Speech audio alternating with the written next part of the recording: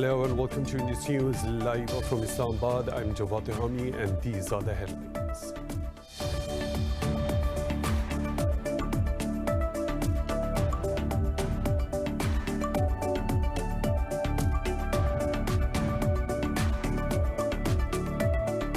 The United Nations has called on India to probe cases of forced disappearance and mass graves in occupied Jammu and Kashmir. In a letter, at least 9 UN rapporteurs asked India to respect international human rights norms. Indian occupation forces have martyred over 300 Kashmiris since New Delhi revoked the special status of Kashmir in August last year.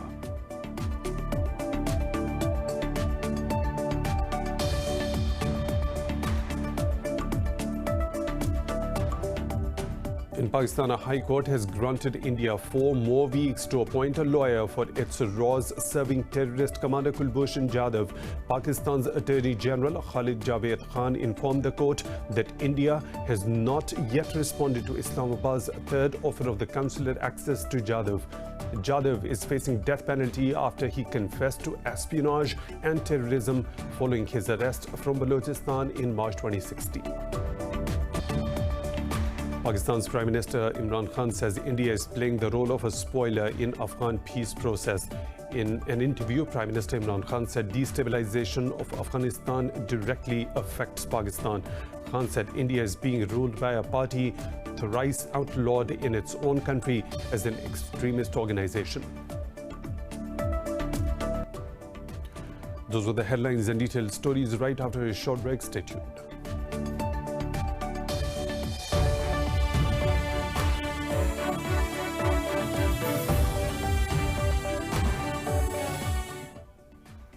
Welcome back, and now for the news in detail. The United Nations has once again called on India to probe cases of forced disappearance and mass graves in occupied Jammu and Kashmir. In a letter, at least 9 UN rapporteurs asked New Delhi to respect international human rights norms. They also condemned India's attempts to silence dissent by prosecuting Kashmiri journalists. Indian occupation forces have martyred over 300 Kashmiris since New Delhi imposed a curfew in the valley in August last year. Meanwhile, Pakistan's Foreign Office has condemned India's military crackdowns on Muharram procession in occupied Kashmir. It said the BJP leadership is directly responsible for all the illegal actions of the Indian forces in the occupied valley. In Pakistan, the Islamabad High Court has granted New Delhi 4 more weeks to appoint a lawyer for its RAWS-serving terrorist commander Kulbhushan Jadhav. Pakistan's Attorney General Khalid Javed Khan informed the court that India has not yet responded to Islamabad's third offer of consular access to Jadhav. Khan said the Foreign Ministry sent a detailed note to Indian Ministry of External Affairs on the 6th of August. He said Jadhav was informed about his rights regarding a review petition on the same date. The Attorney General informed the court that Jadhav has maintained his earlier position that he does not want to pursue review and reconsideration in his case. The court proceedings have been adjourned to reconvene again on the 6th of October. Jadhav was arrested from Balochistan in 2016. He is facing death penalty after he confessed to espionage and involvement in terrorist activities in Pakistan. Pakistan says India is playing the role of a spoiler in the Afghan peace process because it seeks to destabilize the country. In an interview, Prime Minister Imran Khan said destabilization of Afghanistan directly affects Pakistan as the two countries share a lengthy border. Prime Minister Imran Khan said a nuclear-armed India of over 1.3 billion people is being ruled by a party thrice outlawed in its own country as an extremist organization. Hoping for an end to the 19-year-old conflict, Khan said Pakistan is happy with whatever political future Afghans decide for themselves. He said Pakistan has the best relationship with the US right now because both the countries are partners in peace in Afghanistan. The Prime Minister expressed disappointment over global inaction against India's illegal annexation of occupied Kashmir for monetary gains. Khan said the Palestinian issue will not die down by normalization of Israel's ties with one Arab country. The Prime Minister said Tel Aviv will have to recognize Palestine's right to exist as a viable state. Kabul says the Taliban have released some Afghan security personnel as diplomatic efforts are underway to start intra-Afghan negotiations promptly. A spokesperson for the Afghan National Security Council said the government has released all the Taliban prisoners except a few over international reservations. The release of the remaining 400 Taliban has been debated for weeks as Kabul blamed them for some of the worst violence committed in the country. The Taliban have not commented on the development yet. The International Criminal Court says the U.S. sanctions on its prosecutor are an attack on justice and the rule of law. This comes after Washington blacklists ICC prosecutor Fatou Bensouda as she launched a probe into possible war crimes in Afghanistan. In a statement, the Hague-based court said the unprecedented measures constitute serious attacks against the court. The ICC said it continues to stand firmly by its personnel and its mission of fighting impunity for the world's most serious crimes. Earlier, Secretary of State Mike Pompeo accused the court of illegitimate attempts to subject Americans to its jurisdiction. Washington has remained critical of the court since its foundation and is one of a dozen states who do not recognize it.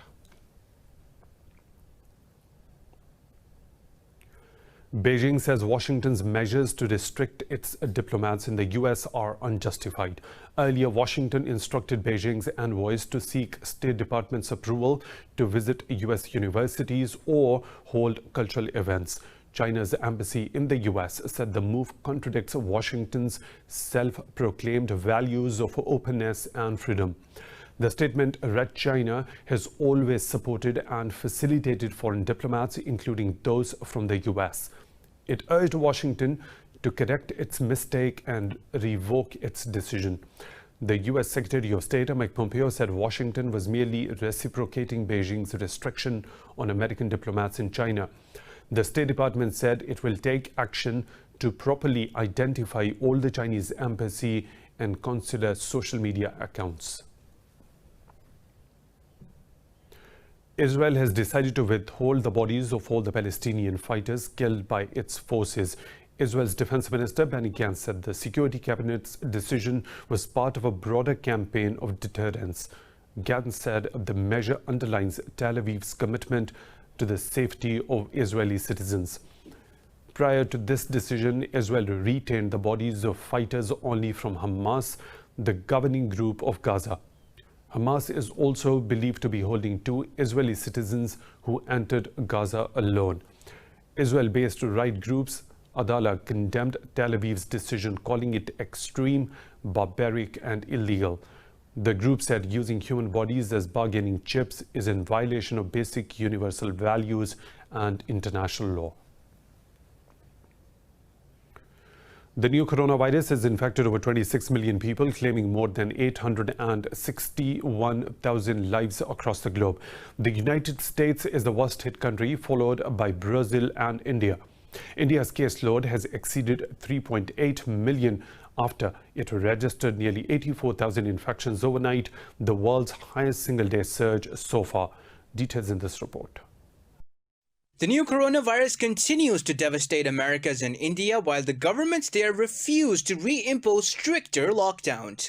In India, over 1,000 people lost their lives in the last 24 hours, increasing the tally to over 67,000. After abandoning the WHO's vaccine drive, the US has now refused to pay its pending dues of over $62 million to the World Health Body. Brazil has reportedly nearly 1,200 deaths overnight, taking the count to nearly 124,000. While the government touts a decline in cases, medics say Brazilian figures have been doctored to open up the ailing economy.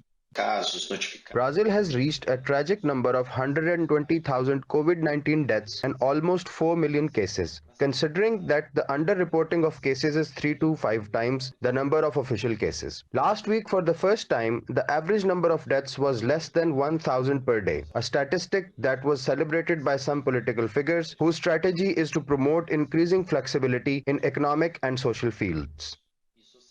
In Europe, Italy says the first shots of AstraZeneca's potential COVID-19 vaccine could be in the market by the end of this year. Meanwhile, Britain has decided to put another $666 million into the trial of rapid COVID-19 population testing for the disease. Greece has recorded its first coronavirus case in the migrant camp of Moria, which has now been placed under 2-week quarantine. The European Centre for Disease Prevention and Control says the second wave of the disease has brought the bloc back to square one. You may remember that at one point we have been already below 15. So there is an increase, and this increase we have been seeing now for more than 5 weeks. It has been a slower increase as we had in March. However, we are almost back to the numbers that we have seen in March. Mainland China has reported 11 imported cases overnight as it continues to maintain a zero domestic spread. South Korea has recorded 195 infections in the last 24 hours. Meanwhile, in Pakistan, 10 people have lost their lives to the new coronavirus in the past 24 hours. The health ministry says the death toll has reached 6,328. The ministry said 424 more tested positive for the disease overnight. It said the number of active cases in the country is at 8,761. The ministry said a 95% rate, nearly 282,000 patients out of some 297,000 have recovered. Sindh remains the most affected province with nearly 130,000 infections, while Punjab has reported close to 97,000 cases so far. Pakistan has strongly condemned the republication of blasphemous caricatures by French magazine Charlie Hebdo. In a statement, Foreign Minister Shah Mahmood Qureshi said the act has hurt the sentiments of Muslims across the world. Foreign Minister Shah Mahmood Qureshi said there has been an increase in Islamophobia, racism and xenophobia across the world. Qureshi said Pakistan has conveyed its concerns to the French government through their ambassador in Islamabad. Qureshi said Pakistan believes in freedom of expression, but he said civil liberties do not mean giving out a license to hurt the sentiments of others. He hoped the world will take immediate steps to prevent such acts. A fire has broken out in an Indian crude oil tanker 38 nautical miles of Sangaman, Kanda coast, Sri Lanka. The Sri Lanka Navy said already 3 ships have been sent for assistance, while the Air Force is also providing support. It said most of the crew members have been rescued by a passing vessel, while the captain and several other crew are still on board. The Sri Lanka Navy said they have reports that 19 people are injured due to the fire. The tanker was en route from Iraq to India. The Twitter account of Indian Prime Minister Narendra Modi's personal website has been hacked. Twitter said it was aware of the activity and has taken steps to secure the account. The account, having over 2.5 million followers, is the official Twitter handle for Modi's personal website and his mobile application. Modi's personal Twitter account, which was unaffected by this incident, has over 61 million followers. The tweets, which have since been taken down, ask the followers to donate to the PM's National Relief Fund through cryptocurrency. Hackers had in July accessed Twitter's internal systems to hijack some of the platform's top voices and use them to solicit digital currency. More stories to follow right after a short break. Stay tuned.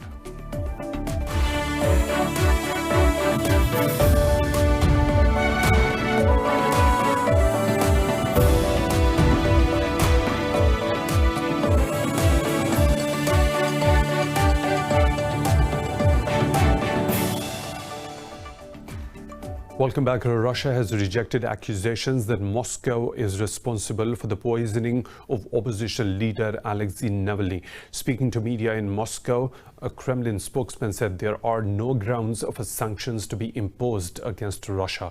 The denial comes a day after Germany said Navalny was poisoned with a Novichok nerve agent in an attempt to murder him. German Foreign Minister Heiko Maas has urged Moscow to investigate the poisoning. He said the Russian ambassador had been summoned to explain the evidence. Wildfires in Russia's Rostov region have spread to 700 hectares. Deputy Governor of the region, Vadim Artemov, said 4 wildfires in the area continue to rage on. Vadim Artemov said 6 aircraft are extinguishing the blaze, while the Emergencies Ministry said 462 personnel and 131 units of technical equipment have been deployed at the site. Earlier last month, Aerial Forest Protection Service reported extinguishing about 66 forest fires covering an area of 720 hectares in Yakutia and Kurgan regions. In Bulgaria's capital, Sofia, thousands of protesters have clashed with the police in front of the parliament, calling for the resignation of Prime Minister Boyko Borisov. Demonstrators are opposing proposed constitutional reforms, calling them a trick of the government to stay in power beyond its term. Protesters threw petrol bombs and firecrackers at the police, who retaliated with water cannons and arrested 60 people. Borisov says he is answering protesters' demands for a restart of the political system by launching a very contentious revision of the constitution. Meanwhile, President Rumen Radev has called for the resignation of Borisov's government and has appealed to the deputies to dismiss plans for a new constitution.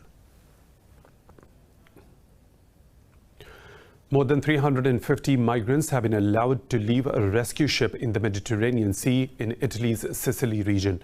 A rescue organization, Sea Watch, said the group had been transferred to a quarantine vessel off Sicily's coast in Lampedusa. The migrants include 150 people rescued by the Louis Michel boat funded by British artist Banksy. The Sea Watch 4 ship arrived in Palermo earlier this week, carrying migrants from other boats for 11 days. Charity Doctors Without Borders says around 100 unaccompanied minors are also on board the Sea Watch 4.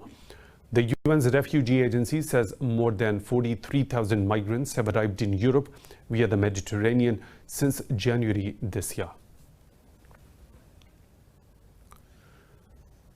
In the Mexican city of Cuernavaca, 8 people have been killed after gunmen stormed a funeral service and opened fire. Officials say 14 others were wounded in the gunfire. The police say they are on the hunt for the gunmen and have not made any arrests so far. They say ballistics from heavy caliber weapons used in the incident suggest they could be related to other serious crimes. According to the first statements at the scene, they reference various people on different vehicles that arrived at the residence with long-barreled weapons that are for the exclusive use of armed forces. 38 pieces of ballistic evidence have been identified. Now, Mexico has been marred by gang violence for many years, with successive governments failing to tackle the problem. Now, moving on, at least 1 person has died and thousands have been left without power as Typhoon MAYSAK smashed into the Korean peninsula. South Korea's Disaster Countermeasure Authority said over 2,000 people have been evacuated from the affected areas. The 9th typhoon of the season and the 4th to hit the peninsula this year has destroyed more than 800 facilities, vehicles and property. Meanwhile, Japan's Coast Guard has rescued a person from a cargo ship that went missing with 43 crew and 6,000 cattle on board. Korea's Met administration said a second storm, Typhoon Haeshan, is right at the MAYSAK's tail and is likely to make landfall next week. Over 40 crew members are missing after a ship carrying cattle from New Zealand to China capsized in stormy weather in the East China Sea. The Japanese Coast Guard said Panamanian flagged vessel capsized after losing an engine. It said the crew included 39 people from the Philippines, 2 from New Zealand and 2 from Australia. The Philippines government said it is coordinating with the Japanese Coast Guard in the search.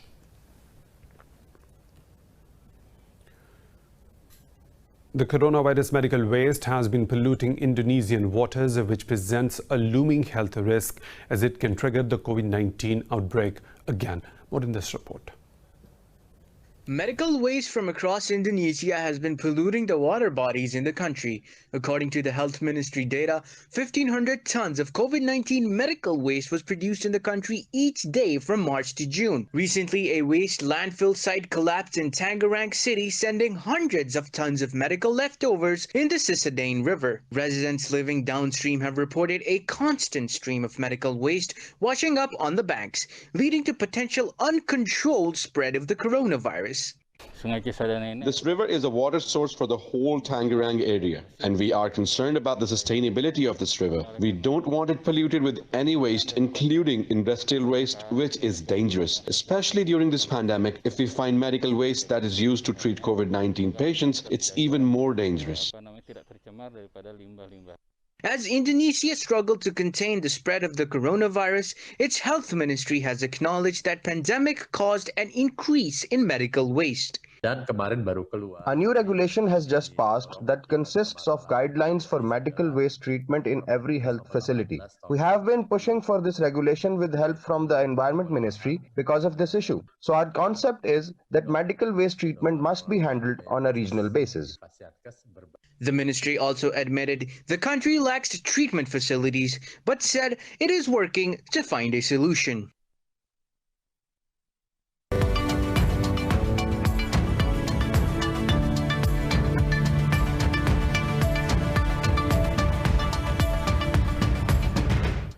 The EU's chief negotiator says the UK will have to move if it wants a post-Brexit trade deal by the end of this year. Speaking in Dublin, Michel Barnier said he is disappointed by insufficient overall progress. He said they did not see any change in the position of the UK. Barnier said the end of October is a strict deadline to finalize an agreement for next year. Meanwhile, British Premier spokesman said David Frost and Barnier had a useful review of the agenda for the next week. He said Brussels' insistence on state aid and fisheries is an obstacle to making progress overall.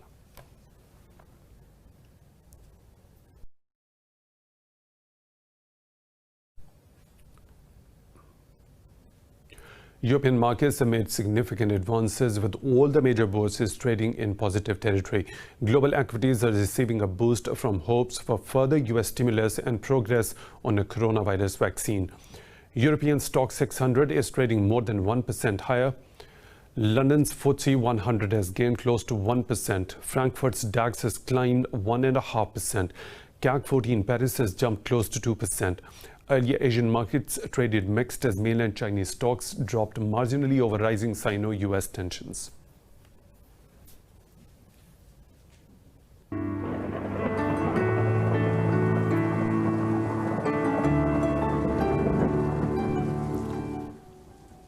Another weather situation from around the globe.